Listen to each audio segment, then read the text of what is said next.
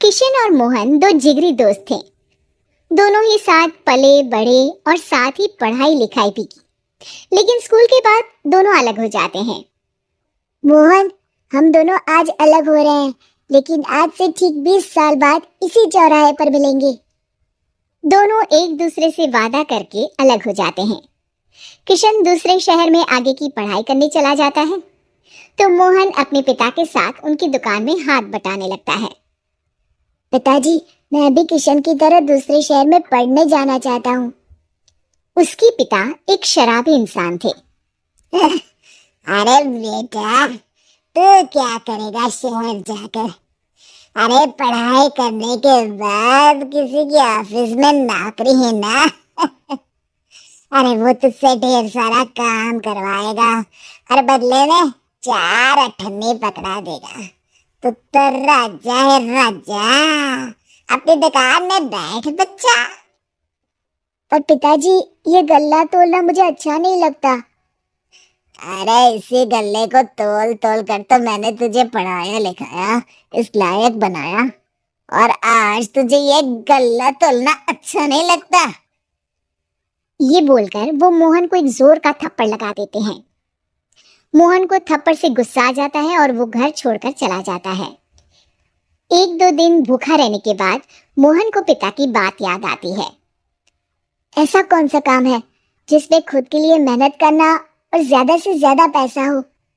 वो सोच में पड़ जाता है कि तभी उसे घोड़ों की आवाज आती है। वो एक पेड़ के पीछे छुप जाता है और जहां देखता है कि डाकू कैसे एक चादर फैलाते हैं और उसमें ढेर सारे सोने के गहने डाल देते हैं। डाकुओं का सरदार बोलता है, चलो एक दिन मेहनत की, अब बाकी के महीने राजा बनकर गुजारेंगे। सारे जोर जोर से हंसकर वहां से निकल जाते हैं। अरे वाह, ये तो सच में बड़ा ही अच्छा बिजनेस है। फिर क्या था, मोहन ने छोटी मोटी चोरी का काम शुरू कर दिया। कभी किसी की चेन खींच लेता तो कभी किसी की पॉकेट मार लेता। उसे इस काम में मजा आने लगा। वाह, ये तो अच्छा काम है। पिताजी ठीक कहते थे, कुछ नहीं रखा पढ़ाई लिखाई में, सारा वक्त पढ़ो फिर किसी और के लिए काम करो, और महीने के अंत में वो पकड़ा देगा 4 अठन्नी। ना बाबा ना। धीरे धीरे समय बीतता जाता है और मोहन जाना माना चोर बन जाता है। लोग उसके नाम से कांपते और कोई भी पुलिस वाला उसे पकड़ ही नहीं पाता। सभी उसका चेहरा पहचानते, लेकिन वो कहाँ रहता है ये किसी को पता न था। फिर एक दिन वो भी आ जाता है जब मोहन को किशन से मिलने का दिन याद आता है। ओह, 20 साल बाद आज ही का दिन है जब मुझे अपने यार किशन से मिलना है। और फिर वो उस शहर में जाता है और चौराहे में खड़ा हो जाता है।